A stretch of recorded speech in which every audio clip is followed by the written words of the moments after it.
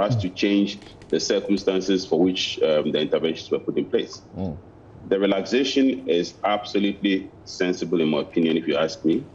But the manner of implementing that relaxation is left to the individual churches and left to the individual entities that have the right to exercise. I do not think that.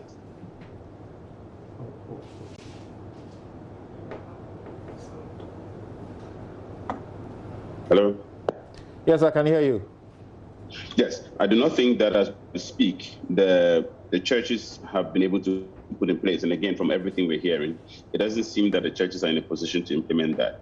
But the president has done what I think is absolutely correct, i.e., leave the option to the churches subject to certain specific interventions that are supposed to be put in place. So some may be able to do that, others may not. But the option has been left to the churches and the rights exercisers. We are the right exercisers. So the option has been left to us to exercise those rights. The difficulty with that is clearly the fact that the churches in particular are not in the habit of turning people away. And so once you have a restricted number of people who can enter the church, you are essentially asking the churches to come out with standard criteria for determining who should come in and who should not once the number of a certain number is exceeded. And that's difficult because it's not something they've been used to doing.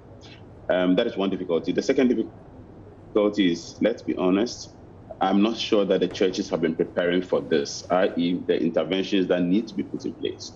And so in light of that, if you ask me whether I'm going to church tomorrow, I think that's the reason I'm not, because I haven't received sufficient assurances of the requisite safeguards having been put in place that would guarantee my safety once I'm in church praying. And that's the reason I'm staying away. So it's a right I have to exercise. It's a right I can, but I won't. Right. I've read, for example, the circular as issued by the priests, as in the Catholic Church, who have come together and decided what to do.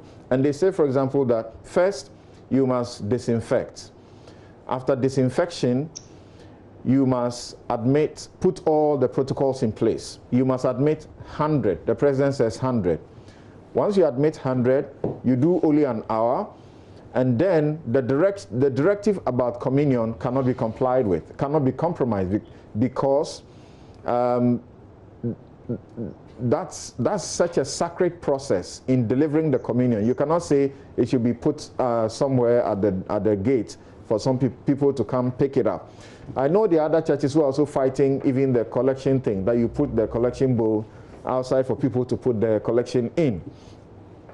Then after you are done with your hour, there's 1 hour time for another period of disinfection, so to speak. They may use alcohol rub to clean the places nicely for the next group to come in. If the next group finishes, you repeat the same thing. 1 hour period before the next group comes. There are no Sunday schools to be organized, so you go to church without your kids. You think this is practical? We need to remember, first of all, that the presidential directives are made pursuant to an executive instrument. They are therefore legal directives. They have to be complied with in the manner in which the directives are issued.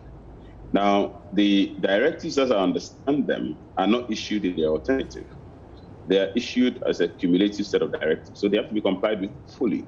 So a church cannot say that I will open, I will disinfect, I will do 1 or 2 of the other directives, but for a particular one, I will not comply, or we will not comply. No, if I may give a little clarity here, on the point of how to deliver communion, the understanding is that they have met with the minister, and it's been agreed that the manner in which the minister spoke about it is not practicable. It cannot be done.